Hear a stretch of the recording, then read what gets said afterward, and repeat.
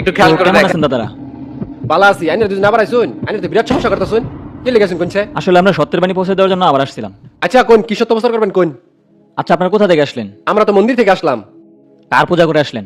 আসলে আমরা তো অনেকের পূজা করি, এটা তো আপনাদের জানার বিষয় না।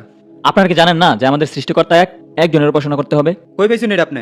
আচ্ছা, আপনি যদি আপনার জন্মদাতা পিতাকে বাবা না ডেকে অন্য কাউকে বাবা ডাকেন, তাহলে কি আপনার বাবা কষ্ট পাবে না?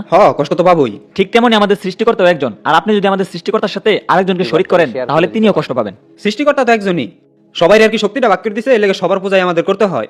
আর এই যেমন ধরেন সরকারটা যে গঠন করে, সরকার কিন্তু একজনই থাকে, সবাই আর কি শক্তিটা ভাগ করে দেয়, যেমন মন্ত্রী, এমপি, চেয়ারম্যান, বিষয়টা ওইরকমই। আসলে দাদা, আপনি যেটা বলতেছেন সেটা না, আমাদের প্রভু একজনের অনুগত করতে হবে, একজনকে মানতে হবে। একজনকেই যে মানতে হবে, আপনি এটার প্রমাণ দেন। প্রমাণ কোরআনের ভিতরে আছে। কুল হুয়াল্লাহু আহাদ আল্লাহুস সামাদ। আল্লাহ এক ও অদ্বিতীয়, তার সমতুল্য কেউ নেই।